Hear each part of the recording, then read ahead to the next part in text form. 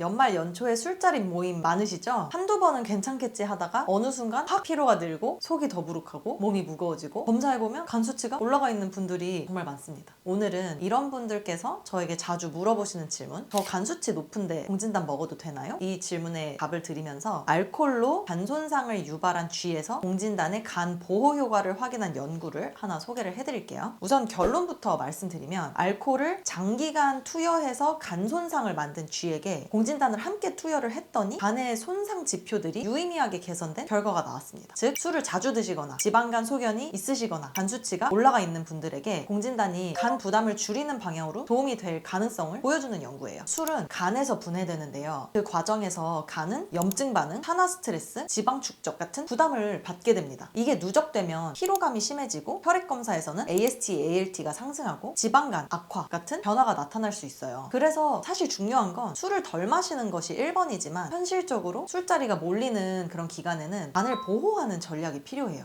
Hepatoprotective Effects of 공진단이에요. 그러니까 공진단의 간 보호 효과를 본 연구입니다. 오늘 소개할 연구는 이렇게 진행됐습니다. 알코올성 간 손상을 유발하기 위해서 쥐에게 60일 동안 20% 술을 먹였어요. 동시에 어떤 군에서는 술과 함께 공진단을 매일 같이 투여를 했고 이후에 공진단이 간에 어떤 영향을 주는지 평가했습니다. 쉽게 말해서 술로 간을 계속 괴롭힌 상태에서 공진단을 같이 먹였더니 간이 덜 망가졌는가? 이걸 본 연구입니다. 첫 번째 결과는 간의 무게를 봤어요. 간 조직이 손상되면 간에서 염증 반응이 일어나고 그 결과로 간의 무게가 증가하거든요. 그런데 60일간 알코올을 투여한 쥐는 당연히 정상쥐에 비해서 간 무게가 큰 폭으로 증가를 했어요. 그런데 공진단을 함께 섭취한 쥐에서는 그 증가한 간의 무게가 유의미하게 감소했습니다. 이 결과는 술로 인해서 생긴 간의 염증이 공진단을 함께 복용했더니 줄었다라는 뜻입니다. 두 번째 결과는요. 많은 분들이 가장 관심 있어 하는 혈액검사 수치입니다. AST, ALT 수치인데요. 알코올을 섭취한 쥐는 혈중 AST, ALT 농도가 당연히 증가했어요. 그런데 공진단을 함께 섭취한 쥐는 이 간 수치 증가가 유의미하게 개선되었습니다. 그러니까 여기서 포인트는 이거예요. AST, ALT는 간에 염증이 생길 때 상승하는 대표적인 혈액검사 수치거든요. 근데 이 지표들이 동물 실험에서 줄어들었다는 거예요.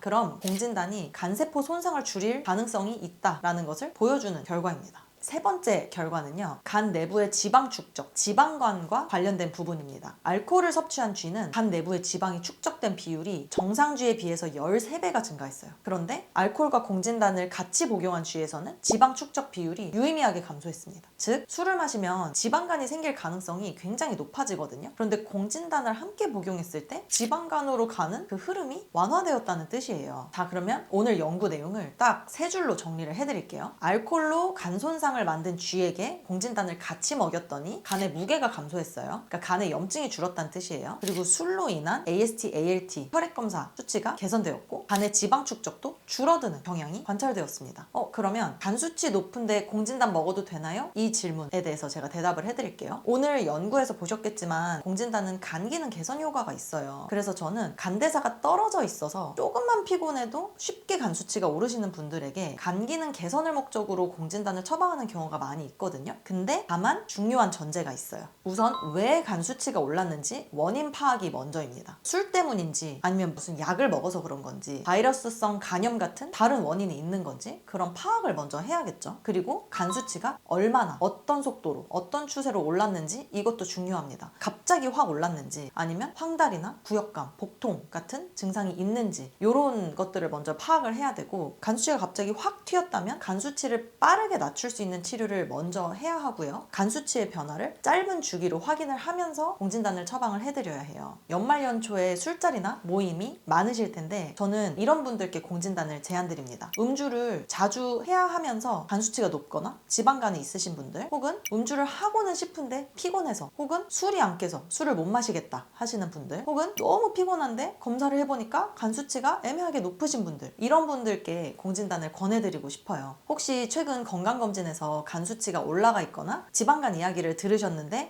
연말연초에 술자리까지 겹쳐서 걱정이시라면 몸 상태를 확인하고 본인에게 맞는 방식으로 관리 계획을 잡는 게 가장 좋습니다. 간 수치 높은데 공진단 먹어도 되나요? 라고 질문 주셨을 때 무조건 가능합니다 가 아니라 한의사 확인 후에 맞게 처방하면 도움이 될 수 있습니다 라고 답변 드리고 싶습니다. 오늘은 54차 원방공진단을 조제해 보도록 하겠습니다.